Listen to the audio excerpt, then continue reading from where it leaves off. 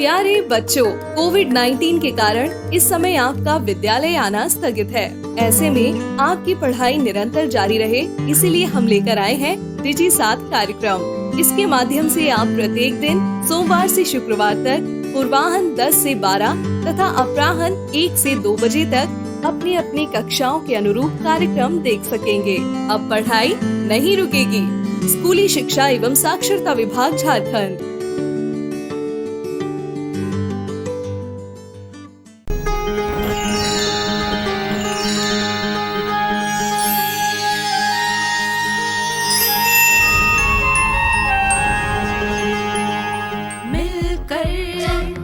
नई दुनिया मिलकर बनाए हम नई दुनिया, मिलकर जीत ले हम सारी दुनिया। बीच हमें आज बोने दो, रोज उसे थोड़ा बढ़ने दो। छू लेंगे आकाश हम, मन के विचार हकीकत बने। सिद्धि फल से आनंद देंगे, कोशिश कर बढ़े, सोच बुलंद करे।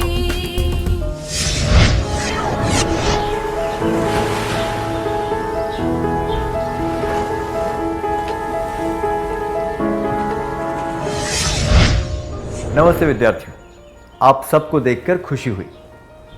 मुझे यकीन है कि आप सबने बेहतर तरीके से तनाव का सामना करना सीख लिया होगा। अब आपके लिए एक प्रश्न है। आप विश्व के सबसे बड़े खेल आयोजनों से परिचित होंगे। क्या आप बता सकते हैं कि विश्व में खेल कूद का दूसरा सबसे बड़ा आयोजन कौन सा है? विंबलडन, कॉमनवेल्थ गेम्स या फिर para Olympics? 1 Wimbledon, 2 Commonwealth games, 3 para Olympics. सही कहा, वो है पैरा ओलंपिक्स, जो अलग तरह से सक्षम लोगों के लिए आयोजित किया जाता है। इसमें भाग लेने वाले हजारों प्रतियोगी दुर्घटना, बीमारी या जन्म से ही किसी न किसी तरह से असमर्थ होते हैं। बहुत ज़्यादा तनाव और आघात सहने के बाद भी वे उससे उभर कर इन खेलों में भाग लेते हैं। उन्होंने अपने दुख और तकलीफ का सामना कैसे किया होगा, इसकी कल्पना करके ही हम बहुत कुछ सीख सकते हैं। पैरा ओलंपिक खेलों में भाग लेने वाले खिलाड़ियों से हम क्या सीख सकते हैं?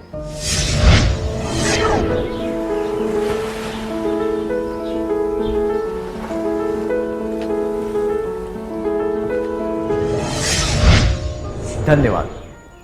हमने देखा कि जब किसी परिस्थिति को रोका या बदला नहीं जा सकता, तो कभी कभी केवल यही विकल्प बचता है कि हम खुद को उस परिस्थिति के अनुकूल बना लें।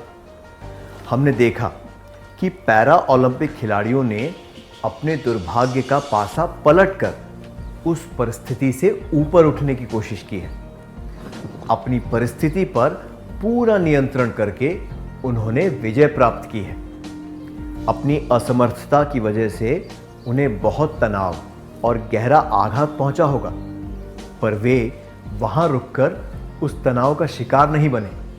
उन्होंने अपनी समस्या को अलग नजरिए से देखा। उन्होंने उस समस्या को रुकावट का रूप नहीं दिया और अपने लक्ष्य को प्राप्त करने में जुट गए। वे बस इस बात पर ध्यान दे रहे थे कि उन्हें क्या हासिल करना है। सामान्य लोगों के लिए जो चीजें सफलता और असफलता दर्शाती हैं, उन्होंने उस पर ध्यान ही नहीं दिया। ज्यादातर लोगों को जो चीज असंभव लगती है, उन्होंने उसे संभव कर दिखाया। ये मुमकिन हो सका क्योंकि उनका दृष्टिकोण सकारात्मक था। 90% सामान्य और समर्थ व्यक्ति वो नहीं हासिल कर सकते जो उन्होंने इतनी कठिनाई के बावजूद हासिल कर लिया। सही कहा ना? तो हमें ये याद रखना चाहिए, विपरीत परिस्थितियों के अनुकूल बनने के लिए हमें चीजों को अलग नजरिए से देखना चाहिए। मुख्य मुद्दों पर ध्यान देना चाहिए। सफलता और उपलब्धि के नए पहलू ढूंढने चाहिए। सकारात्मक रहना चाहिए। क्या आप कभी ऐसे किसी व्यक्ति से मिले हैं जिन्होंने अपनी अक्षमता से ऊपर उठकर कोई महान सफलता प्राप्त की हो? क्या आप इसके बारे में सबको बताना चाहेंगे?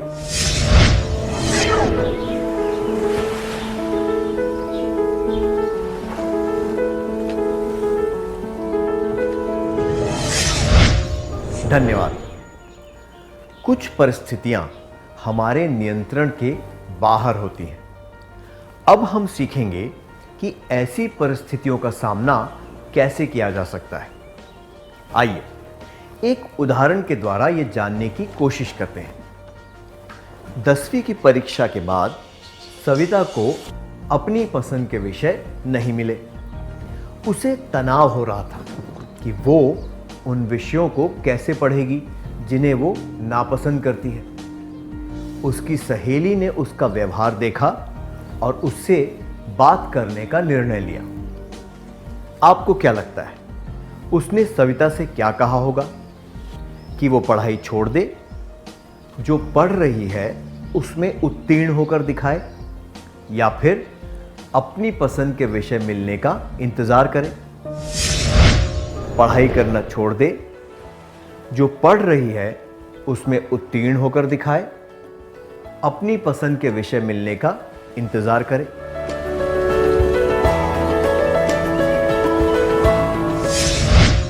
पढ़ाई छोड़ने से समस्या हल नहीं होगी, बल्कि और बढ़ जाएगी और तनाव होगा।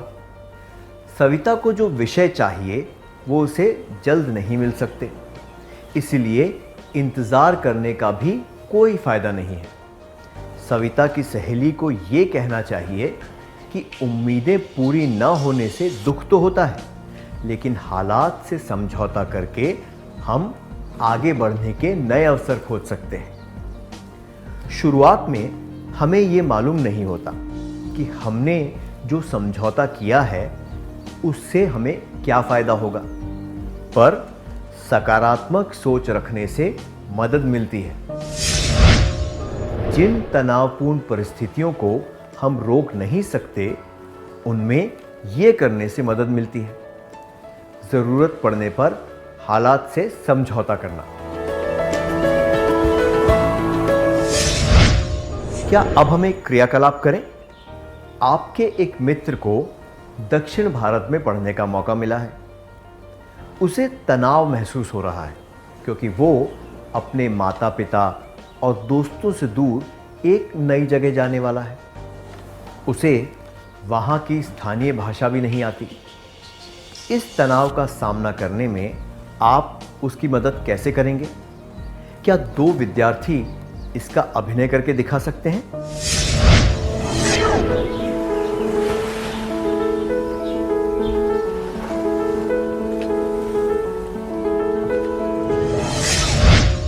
धन्यवाद। आइए अब एक और परिस्थिति पर ध्यान देते हैं। सत्या को गंभीर बीमारी हो गई, जिसकी वजह से वो चल फिर नहीं सकता था। उसका इलाज बहुत लंबा चौड़ा था और उसमें काफी समय लगने वाला था। बिस्तर में पड़े पड़े वो उकता गया था। छोटी से छोटी चीज जैसे कि पानी पीने के लिए भी उसे दूसरों पर निर्भर रहना पड़ता था। अगर कोई उसे कुछ सेकंड के लिए भी इंतजार करवाता तो उसे गुस्सा आ जाता था। उसे लगता था कि लोग उस पर ध्यान नहीं दे रहे। क्या कोई एक विद्यार्थी इसका अभिनय करके दिखा सकता है?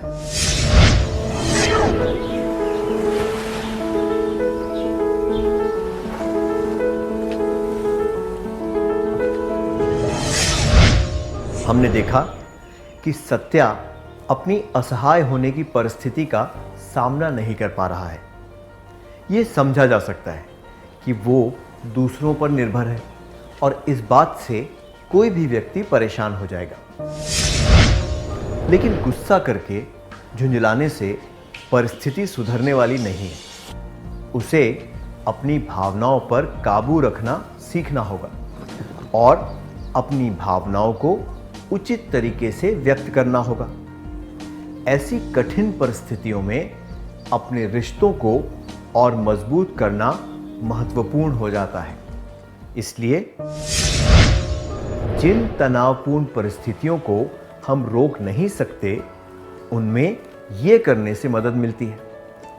जरूरत पड़ने पर हालात से समझौता करना, भावनाओं को उचित तरीके से व्यक्त करना। चलिए अगली परिस्थिति के बारे में जानते हैं। रमन और रजत बहुत अच्छे मित्र हैं। वे स्कूल में और स्कूल के बाहर काफी समय एक साथ बिताते हैं। एक बार उन दोनों के बीच जरा सी अनबन हो गई। तब से ही उन्होंने एक दूसरे से बात करना बंद कर दिया। रमन और रजत दोनों के लिए यह तनावपूर्ण था। वे दोनों पछता रहे थे। इससे उनकी दिनचर्या और खाने पीने की आदतें बिगड़ गईं। दूसरों के साथ भी उनके रिश्ते बिगड़ने लगे। उन्हें क्या करना चाहिए? एक दूसरे से दूर रहना चाहिए, एक दूसरे के साथ झगड़ना चाहिए, या दिल खोलकर बात करनी चाहिए?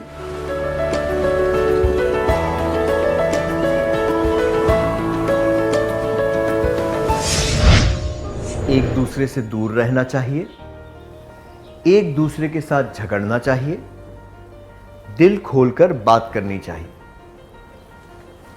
अच्छे से अच्छे दोस्तों में भी अनबन तो होती ही है।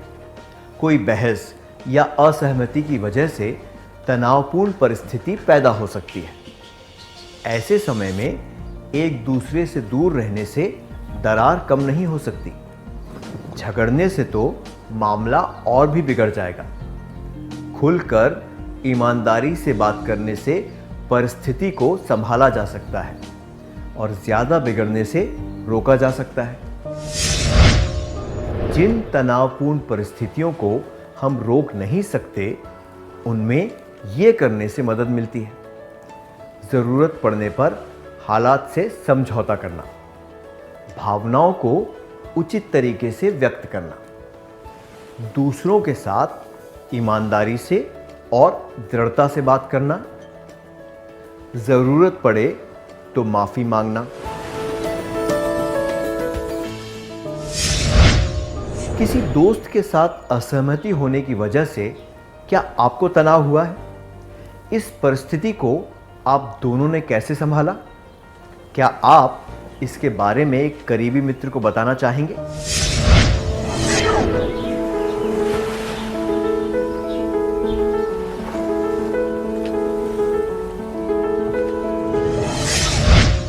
अपने अनुभव के बारे में बताने के लिए धन्यवाद।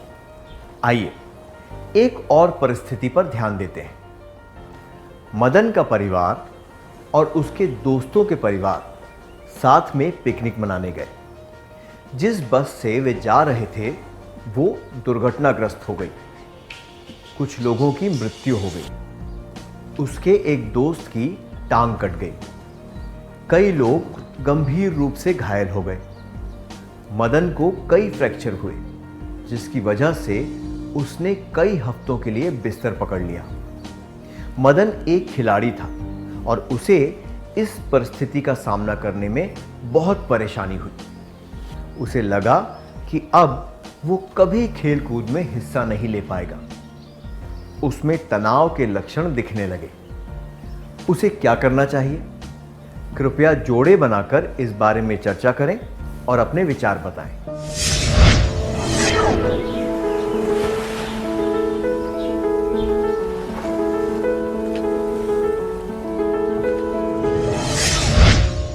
हमने देखा कि हम जिन परिस्थितियों को रोक नहीं सकते, उन्हें बदलने का प्रयास कर सकते हैं।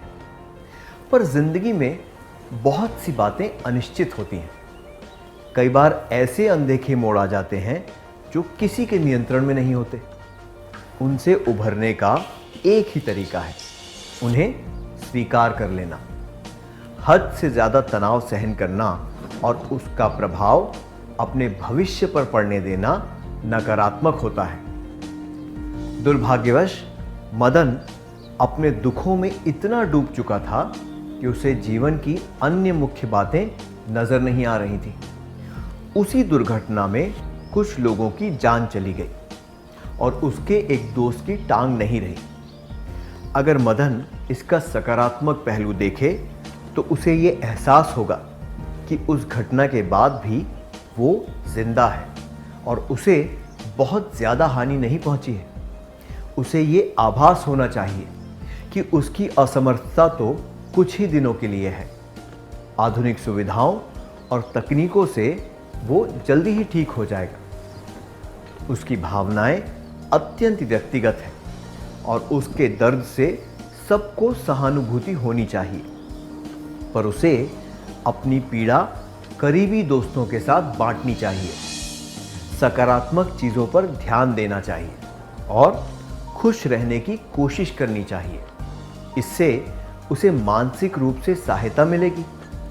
उसे अपने आगे के जीवन के बारे में सोचना चाहिए। मन में कड़वाहट रखने से उसे और दूसरों को भी कष्ट पहुंचेगा। तनावपूर्ण परिस्थितियों को स्वीकार करने के लिए इन चीज़ों से मदद मिलती है। ये समझना चाहिए कि कुछ चीज़ें हमारे नियंत्रण में नहीं होती। सकारात्मक रहना चाहिए। अपने करीबी लोगों के साथ अपनी परेशानी के बारे में बात करनी चाहिए। क्या अब हम एक क्रियाकलाप करें? कल्पना कीजिए, मदन को ये आभास हो गया कि इस परिस्थिति को स्वीकार करने का एक बेहतर तरीका है। वो तय कर लेता है कि वो सकारात्मक सोच रखेगा। क्या आप में से एक विद्यार्थी आगे आकर इसका अभिनय करके दिखा सकते हैं?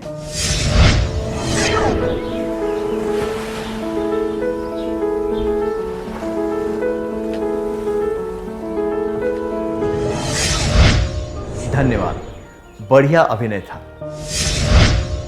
जब कोई व्यक्ति एक के बाद एक दुर्भाग्यशाली घटनाओं को झेल लेता है तो उसकी आत्मा चमकने लगती है।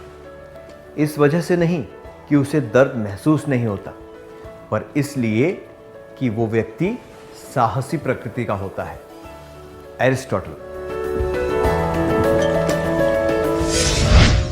एरिस्टोटल ने सही कहा है, कोई साहसी प्रकृति वाला व्यक्ति ही स्थिरता से तनावपूर्ण विपरीत परिस्थितियों को झेल सकता है। ऐसा नहीं है कि उसे तनाव महसूस नहीं होता, पर वो जानता है कि उस तनाव को कैसे झेलना है और उससे कैसे उभरना है। क्या अब हम आज सीखी हुई बातों का सार संक्षेप कर लें?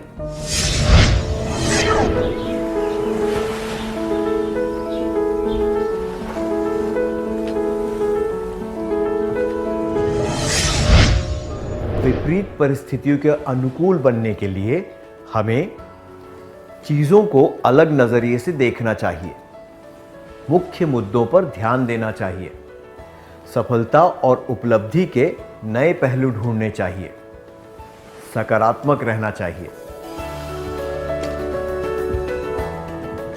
जिन तनावपूर्ण परिस्थितियों को हम रोक नहीं सकते, उनमें यह करने से मदद मिलती है। जरूरत पड़ने पर हालात से समझौता करना, भावनाओं को उचित तरीके से व्यक्त करना, दूसरों के साथ ईमानदारी से और दृढ़ता से बात करना, जरूरत पड़े तो माफी मांगना। तनावपूर्ण परिस्थितियों को स्वीकार करने के लिए इन चीजों से मदद मिलती है। यह समझना चाहिए कि कुछ चीजें हमारे नियंत्रण में नहीं होती। सकारात्मक रहना चाहिए। अपने करीबी लोगों के साथ अपनी परेशानी के बारे में बात करनी चाहिए।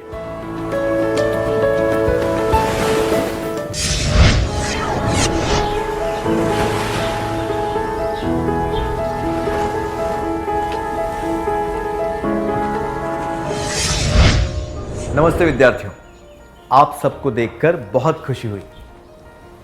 पिछले सत्र में हमने सीखा था कि विपरीत परिस्थितियों के अनुकूल बनने के लिए हमें चीज़ों को अलग नज़रिए से देखना चाहिए, मुख्य मुद्दों पर ध्यान देना चाहिए, सफलता और उपलब्धि के नए पहलू ढूंढने चाहिए, सकारात्मक रहना चाहिए। जिन तनावपूर्ण परिस्थितियों को हम रोक नहीं सकते, उनमें ये करने से मदद मिलती है। ज़रूरत पड़ने पर हालात से समझौता करना, भावनाओं को उचित तरीके से व्यक्त करना, दूसरों के साथ ईमानदारी से और दृढ़ता से बात करना, ज़रूरत पड़े तो माफ़ी मांगना। तनावपूर्ण परिस्थितियों को स्वीकार करने के लिए इन चीज़ों से मदद मिलती है। ये समझना चाहिए कि कुछ चीज़ें हमारे नियंत्रण में नहीं होती। सकारात्मक रहना चाहिए। अपने करीबी लोगों के साथ अपनी परेशानी के बारे में बात करनी चाहिए। क्या अब हम चर्चा करें कि तनाव से कैसे बचा जा सकता है? आप अपने दोस्त के साथ लघु नाटक की एक प्रतियोगिता में भाग ले रहे हैं और उसका अभ्यास कर रहे हैं। आपका ध्यान इस बात पर होना चाहिए कि आप पूरी तैयारी करें और अच्छी तरह अभ्यास करें।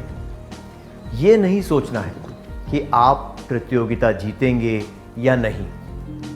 क्या आप एक वार्तालाप के द्वारा ये बात समझा सकते हैं? कृपया 2 विद्यार्थी स्वेच्छा से आगे आ जाएं।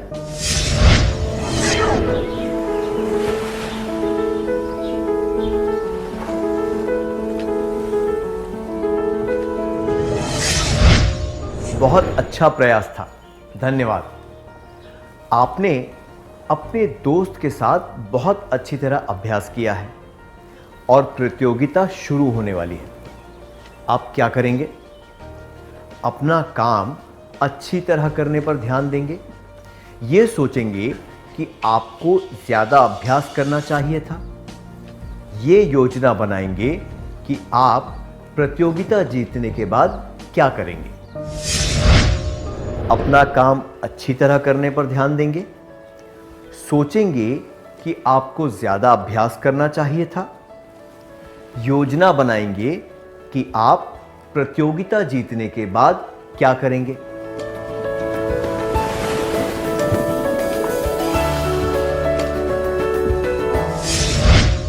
आपका ध्यान सिर्फ नाटक पर होना चाहिए। आपको केवल अच्छा प्रदर्शन करने के बारे में सोचना चाहिए। ये सोचना कि आपको ज़्यादा अच्छा अभ्यास करना चाहिए था या फिर जीतने के बाद क्या करना है उसकी योजना बनाना, इससे तनाव भी बढ़ सकता है। प्रतियोगिता खत्म हो गई है और आपको कोई इनाम नहीं मिला है। आप क्या करेंगे? क्या 2 विद्यार्थी इसका अभिनय करके दिखा सकते हैं?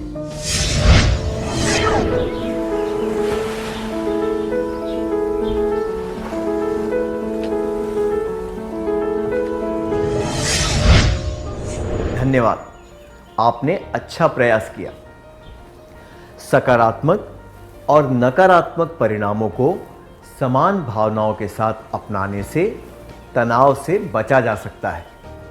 मैं दोहराता हूं, सकारात्मक और नकारात्मक परिणामों को समान भावनाओं के साथ अपनाने से तनाव से बचा जा सकता है।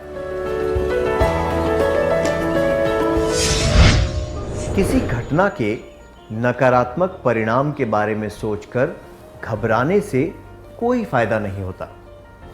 जब निराशा की भावना कम हो जाती है, तब परिस्थिति का विश्लेषण करके उस अनुभव से सीख लेनी चाहिए और भविष्य में उन गलतियों को नहीं दोहराना चाहिए।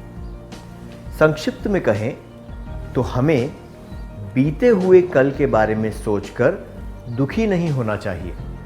वर्तमान को अपनाना चाहिए और भविष्य के बारे में ज़रूरत से ज़्यादा चिंता नहीं करनी चाहिए। इस तरह हम तनाव को दूर रख सकते हैं। तनाव से बचने के लिए हमें बीते हुए कल के बारे में दुखी नहीं होना चाहिए। वर्तमान को स्वीकार करना चाहिए। भविष्य के बारे में ज़रूरत से ज़्यादा चिंता नहीं करनी चाहिए।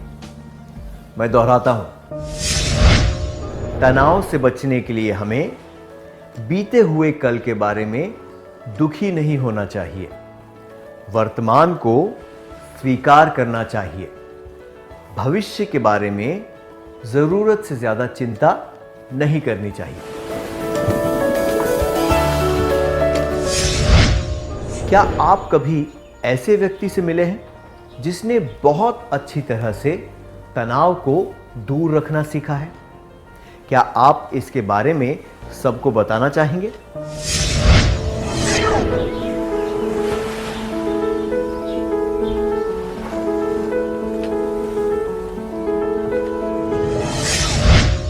धन्यवाद। ऐसी वास्तविक प्रेरणादायक कहानियां बताने के लिए धन्यवाद। ऐसे व्यवहार की आवश्यकता केवल दुर्भाग्यवश परिस्थितियों में नहीं होती, बल्कि रोजमर्रा के जीवन में भी होती है। ऐसे तरीके अपनाने से हम अपने सामान्य जीवन को बेहतर बना सकते हैं। तनावपूर्ण परिस्थितियों में जब हम शांत चित्त रहना सीख जाते हैं, तो हम कुछ सकारात्मक परिणामों के बारे में ज्यादा जागरूक हो जाते हैं। शांतचित्त रहने के सकारात्मक परिणाम: आत्मसम्मान में वृद्धि, अच्छी सेहत, व्यक्तिगत योग्यता का आभास, दूसरों के लिए प्रेरणा। क्या अब हम एक क्रियाकलाप करें? तनाव से बचने के लिए आप क्या करेंगे? अपनी कार्य योजना के बारे में सोचकर क्या आप उसे एक कागज पर लिख सकते हैं? ये किसी को भी बताने की आवश्यकता नहीं है। ये केवल आपके मार्गदर्शन के लिए है। इसे पूरी ईमानदारी के साथ कीजिए।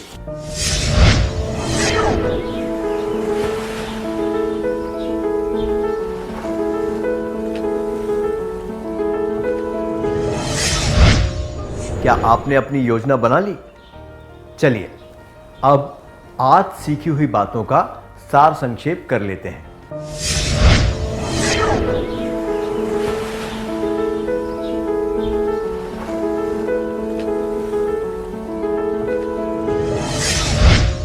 तनाव से बचने के लिए हमें बीते हुए कल के बारे में दुखी नहीं होना चाहिए। वर्तमान को स्वीकार करना चाहिए। भविष्य के बारे में जरूरत से ज्यादा चिंता नहीं करनी चाहिए। शांतचित्त रहने के सकारात्मक परिणाम: आत्मसम्मान में वृद्धि, अच्छी सेहत, व्यक्तिगत योग्यता का आभास, दूसरों के लिए प्रेरणा।